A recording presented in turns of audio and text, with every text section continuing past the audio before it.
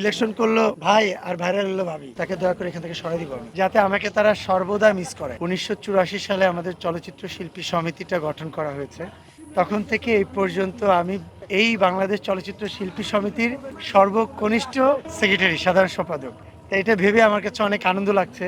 আর একটা কষ্টের বিষয় হচ্ছে বা টেনশনের বিষয় হচ্ছে যে এই গুরু দায়িত্বটা আমার এর আগে কারা ছিলেন এই পোস্টে, তাদের কথা চিন্তা করতে গেলে তখন মনে হচ্ছে যে পুরো চাপটা আমার উপরে চলে আসছে। কাজের দিক দিয়ে আমি এমন কিছু করতে চাই। মোজো বিরাট কারবার জিতে নাও ফ্যামিলি কার, স্পোর্টস বাইক ছাড়াও লক্ষ লক্ষ নিশ্চিত গিফট, যেটা মানুষের মনের মণিকুঠায় আজীবন লেগে থাকুক। আমি যদি কখনো তাদের লাইফে নাও থাকি, যাতে আমাকে তারা সর্বদা মিস করে। অ্যাকচুয়ালি আমি তো গত 8 বছর ধরে কাজ করে যাচ্ছি।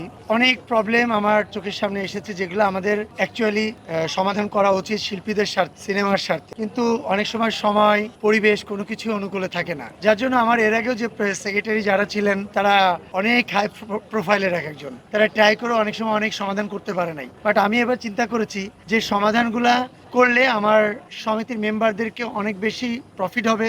তারা সুন্দরভাবে সমিতিতে যে তারা একজন সদস্য হিসাবে আছে সেটা প্রাউড ফিল করে তারা বলতে পারবে। এরকম কিছু কাজ নিয়ে আমি তাদের সাথে ডিসকাস করেছি। আমাদের এর আগে কোনো ইশতেহার ছিল না, প্ল্যানিং ছিল। আজকে আমরা শপথ নিয়েছি, এরপরে আমরা আমাদের মেম্বারদের সঙ্গে একটা গেট টুগেদার করব, করে তাদের কাছ থেকে তাদের কিছু প্রবলেম আমরা শেয়ার করব। তাদের প্রবলেমগুলো কি আছে, তাদের প্ল্যান জানতে চাইবো। এই প্ল্যান থেকে আমরা যে প্ল্যানগুলো অ্যাকচুয়ালি আমরা এক্সিকিউট করতে পারবো, ট্রাই করলে সত্যি এটাকে আমরা একটা ফলাফলে আনতে পারবো। এরকম 20টা প্ল্যান নিয়ে আমরা কাজ করব, প্ল্যান করেছি এটাই। সব আপু সব ভাইদেরকে ভালোবাসি। যে আমাকে কোনো আপু বা ভাইদেরকে নিয়ে প্রশ্ন করবে, তার প্রশ্নের অ্যান্সারে দিব না, তাকে দয়া করে এখান থেকে সরাই দিব আমি। প্রথম চিন্তা করেছিল যে হয়তো আমি আমার লাস্ট 2 ইয়ার্স বা লাস্ট 6 ইয়ার্স যে পরিমাণে কাজ করেছি ওর ভিজুয়ালি দেখেছে, কখনো কাছে এসে কোনোদিন দেখে নাই যে আমি কি করছি। শুধু ঘর থেকেই জানে জয় এফডিসিতে যাই, জয় সমিতির জন্য এখানে যাচ্ছে, জয় রাতে 3টার সময় ফোন দিলে দৌড়াচ্ছে, এ মারা গেছে হসপিটাল। কিন্তু ও যে আসলে আমি মাঠে কি কাজ করি এ কখনো উপভোগ করতে পারে নাই। সেক্ষেত্রে ও চিন্তা করলো যে না, আমি একটু তাহলে ওর সঙ্গে কানেক্ট থাকি।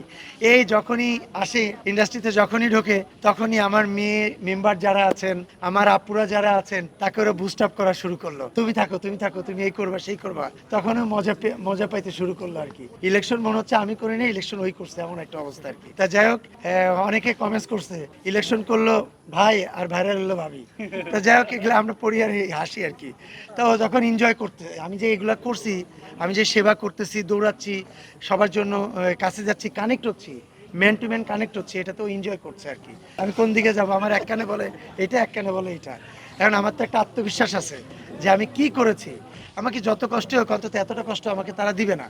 কারণ এই 8 বছর আমি কি না করি নাই তাদের জন্য। কোনো না কোনো জায়গায় আমার জন্য একটা জায়গা তারা রেখেছে, এটা আমার আত্মবিশ্বাস ছিল।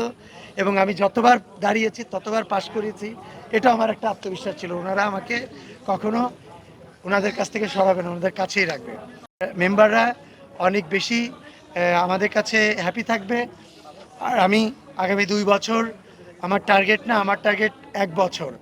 আমি 1 বছরে ইনশাল্লাহ আমার মেম্বারদেরকে তাদের আশা, তাদের ভরসা পরিপূর্ণভাবে অর্জন করতে পারবো।